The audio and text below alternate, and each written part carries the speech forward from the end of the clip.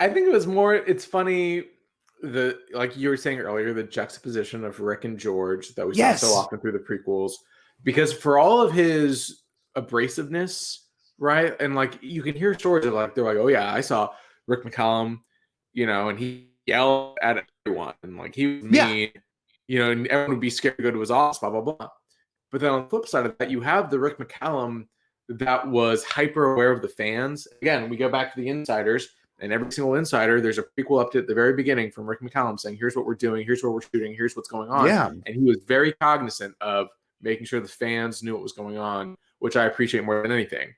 Mm-hmm. And then, because then I've known my fair share of Hollywood producers, and they are all the same. And so part of me endears that to him because I'm like, oh, he had to do that kind of persona in order to make it work, while also working with George Lucas, who's the most like anti-Hollywood person there is, and they were able to work together and make it actually work. Because if it was just George Lucas trying to make the prequels, it would not have happened. No, it wouldn't have. Rick McCallum was like, he's like Spider-Man and Spider-Man 2, like holding on to everything as much as he can, which is great. And so one day he'll yell at me on a Zoom call or something, or send me an email saying, please stop emailing me once a month.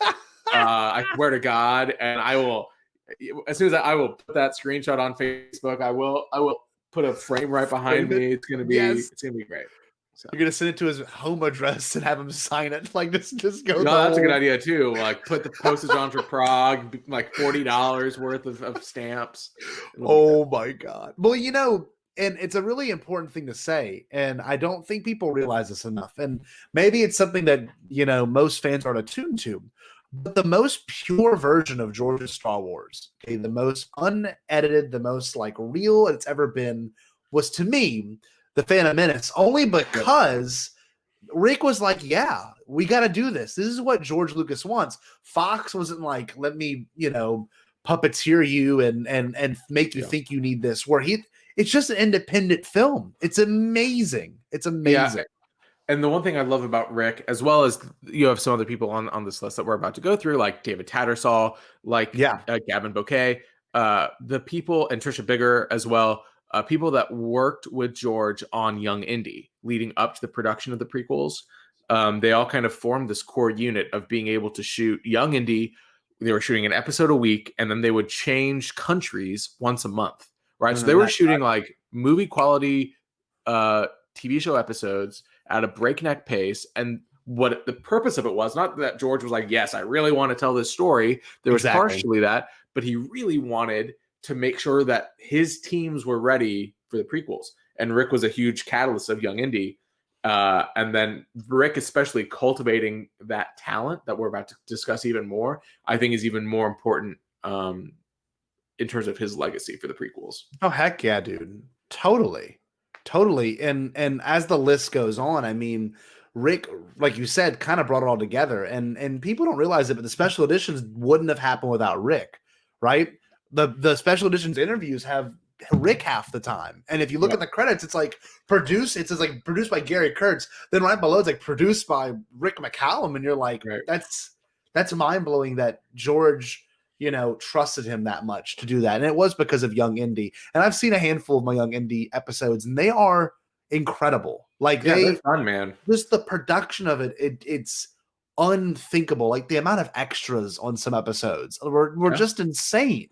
Man. It is very reminiscent because, again, we can talk later about Rick then wanting to do Star Wars TV with 1313. Oh, it's very reminiscent of the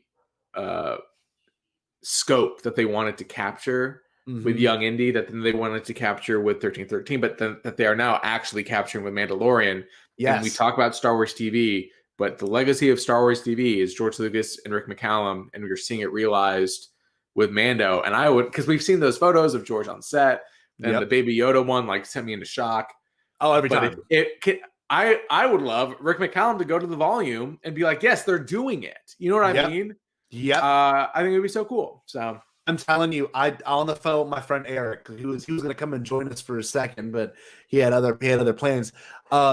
We talk literally maybe every other day just about Star Wars stuff. And the one thing I said is, if we're watching the Kenobi series and it says executive produced by Rick McCallum, I would absolutely lose my mind. And like, I'd already be losing because of the show, but if that name just showed up on there, because I mean, you know, the infamous Ewan, dude, dog, Ewan, like when he's on the phone with them, we're so happy to have you on. Me, Liam's happy. I mean, everyone's, it's absolutely fantastic. Like, it's just something about that man. Oh my God. And yeah, he would love the volume. He would be obsessed with the volume. He'd be obsessed. Just like George was. And that one shot of the gallery, he has hands in his pockets. He's like, wow, look at that. Like, I am. You did it. It was great. Yeah. I can't wait, because something in me, and I'm not getting my hopes up. I'm not. But something